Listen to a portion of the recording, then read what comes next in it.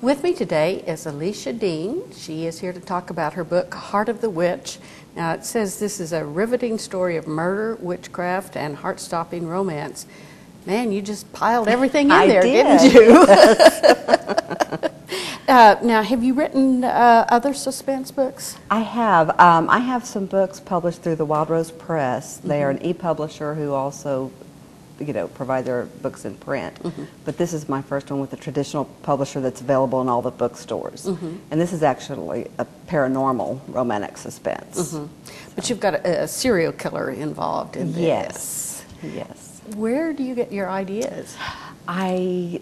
All of them involve suspense, and for example, this book, I wanted to write a paranormal because I'm normally a suspense writer. And I thought, so instead of vampire, since it was being done, I would have my heroine be a witch, and she's a good witch, and then serial killers kind of have to appear in all my books, so it just evolved from there. And he calls himself the Tin Man, so I sort of had a Wizard of Oz theme running through it, kind of. So that's. I have noticed that the nicest people I meet are usually the ones with the most awful imaginations. They write about these really horrible people. Well, I guess that's the way we're bad.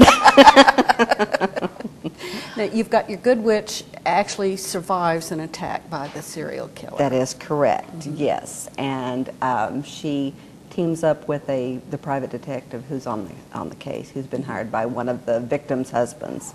And they're both sort of keeping secrets from one another, and he's kind of a broken, wounded man, and they sort of redeem each other. So. Now, do you base any part of your characters on people you know? I take qualities of people I know, or even fictional, like TV characters, television characters or movie characters or things like that. Everybody in there has some quality of someone that I know. Now, are you like many writers, you sit down, you have an idea of where things are going, and one of your characters says, not going there? I am not really that kind of a writer. My characters, I recently talked to an author friend of mine who said that she makes her characters do what she wants them to do. And that made me feel better, because that's sort of the kind of writer I am. My character, if my characters spoke to me and told the story themselves, it'd be a lot less work on me, but that's not the way it works for me. Although sometimes I'll write something that, the character does or says that I didn't plan, but it's still something that, came to mind. So. Well, at least you don't go around talking to yourself much, do you? That's true. No, I do not. No, I do not. So, do you enjoy the suspense? Do you think you would want to write romance without suspense, or do you think it's important? Romance without suspense I'm actually trying to write one now, and it's very difficult. Well, it's supposed to just have a little bit of suspense. The suspense I love the romance factor, but the suspense, to me, they have this, it just sort of enhances the romance. They've got this outside danger, and it just raises the level of, everything, the tension and everything like that. So the suspense part is what really interests me, and then the romance, is just sort of, an added bonus. Right. So. Well, I've noticed that it is very popular today. Not just in romance, but everybody's writing suspense novels. So maybe it's just part of the times. Yes, suspense novels, they are quite popular, but that makes it a little hard to break into. It's competitive because a lot of people are writing suspense. Well, I think any part of publishing these days is competitive, given the tremendous number of books that are published every year. Yes, definitely, and then the tremendous number of books that are not. Right. So there are people trying. Yes. Now, are you working on another book? I am always working on another book. My agent currently has another book that she is shopping to some publishers that has not been bought yet. It's not scheduled for release yet. And then I'm working on another one. So I'm always working. When I get one book done, I start on another one. So, and sometimes ideas are kind of pulling at me for other books while I'm trying to finish one. Right. So it's always, always something going on. Right.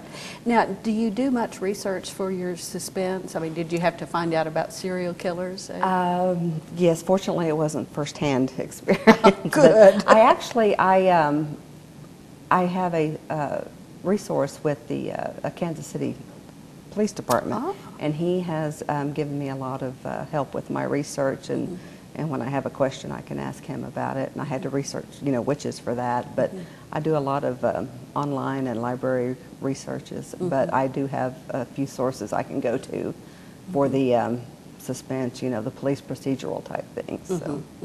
Well, in this one you have a private detective. So did you check with a private detective to make sure you were doing it right? Yeah, we actually had a program while I was writing that. My writers group, OKRWA, had a program where they brought a married couple who were private detectives, and it was just really good timing because I was writing this, and I got a lot of information from them at that time. And one thing about a private detective, it's not like working with the police where you have to be really accurate. A private detective can kind of do their own thing somewhat, somewhat.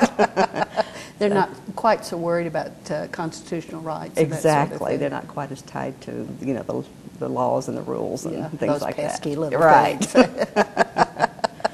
So now, are all of your books set in Oklahoma? Actually, that one is set in Oklahoma City, but I lived in Kansas City for 3 years, and the book that my agent currently has, I set that in Kansas City.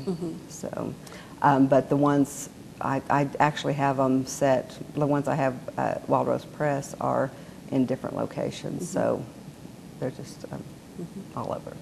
Now, you mentioned your writing group. Do you think that has helped you with your writing? Oh, absolutely, absolutely. When I joined the group, I had always wanted to write, but I didn't feel like it would ever be possible for me to be successful. And it's just a great support group, a great, opens all kinds of doors for you. And that's where I met Sharon Sala, whose quote is on the book. And she actually helped me and introduced me to her agent, and that's how I became published, was through my writers group. So. Yeah, well, I know a number of writers have talked to me about how important it is when you're first starting out to find a writers group that you can. Definitely, the networking and the support and encouragement from of the other writers I just think it's critical to write. Well, and I'll put in a plug for one of our local institutions, which is the Oklahoma Writers Federation, which has a wonderful conference every spring that brings in agents and editors and publishers as well. Yes, and I've always intended to go to that, and I haven't yet, but I would love to go to that. A lot of my writer friends go, and they love it. Yeah. So. Well, it's a place to as I said, talk to an agent or a publisher, find out what's selling right now and what they're looking at. Yeah, networking and learning about the craft. Right.